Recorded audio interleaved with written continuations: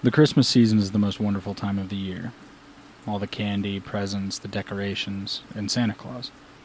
The jolly old elf that brings gifts to all the good boys and girls of the world, with his big belly and red suit. I used to love this time of year, but you'll soon hear why that changed. I was 11 years old, and it was the 1st of December.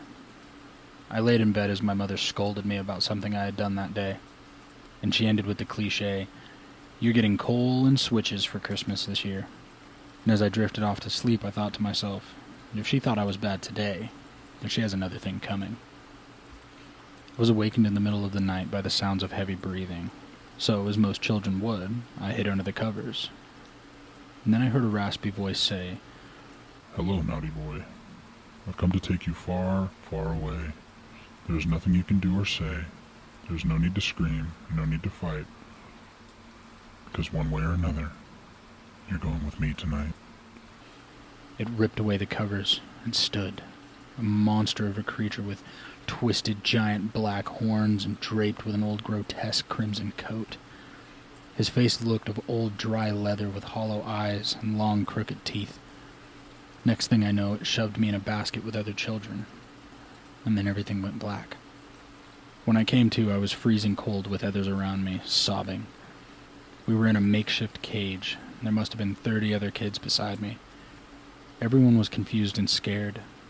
Then the creature came into the room, unlocked the cell, and snatched one of the other children, and as he did, he snarled, "The bad for the good. It's all about sacrifice, you see. Your sins are delicious, and you will all feed me." And just like that, he sunk his teeth into his victim, and as he wailed in pain, the creature left with him. Throughout the days, the monster would send these little creatures in for the next victim. You could see the sorrow in their eyes as they carried out his work. From time to time, the monster would come in to handpick his next meal, and every time he did, he was a little fatter and his hair began to grow. It was almost as if we were witnesses to the dead coming back to life.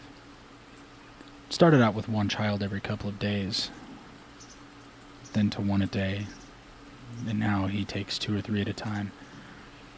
We made our plans and tried to escape, but to no avail, and the days drug on, and I was the last child left in the cage, and I knew that today would be the day the creature would eat me. It had been a while since he himself had come back to collect his meal, and I could only imagine what he looked like now.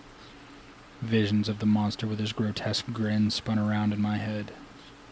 Then I heard the now familiar sound of the lock opening, and I saw him walk in. I knew my time had come, and I would be the next meal for the monster. As he approached me, I noticed something was different. His beard was full and his cheeks were merry, and the coat that once was way too big fit him perfectly. He was fat and happy, and he looked like a jolly old man, not threatening at all. But then he spoke. "It's Christmas Eve, child. There's no need to be frightened." I cried out in anger. "What kind of monster are you?" "Santa Claus." He chuckled. He saw the look of confusion on my face, and he laughed his deep, guttural laugh and began to speak. "It's all about sacrifice. It's simple to see. I take the bad and reward the good, and it pleases me. I am Krampus to the bad, but Santa to the good. This part of my life is misunderstood." It made sense to me now. I had always wondered how a man living in the North Pole stayed so full and healthy with no vegetation or any other source of food. He smiled at my realization and said, "December is my month, my time to thrive. I bet you are wondering why you are still alive." I nodded as he bent down, and he removed his hat. The horns shone bright. "Every year I do this. Every year it's the same. Every year I release one, so the world will remember my name." I looked at him puzzled, and he picked up on my confusion and continued. "The reason I live, the reason I survive, is that all the children believe I am alive.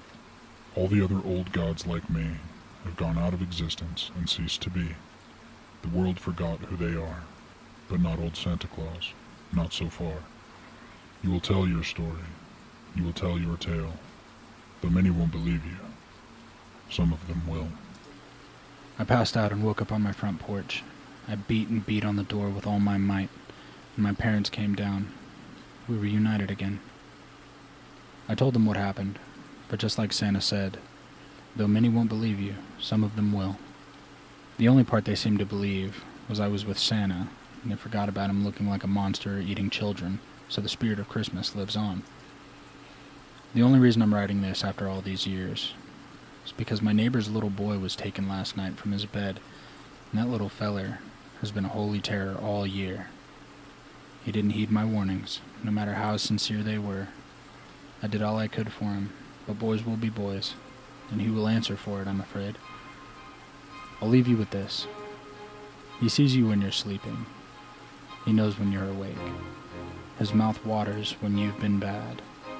So be good, for God's sake. Because he is coming to town.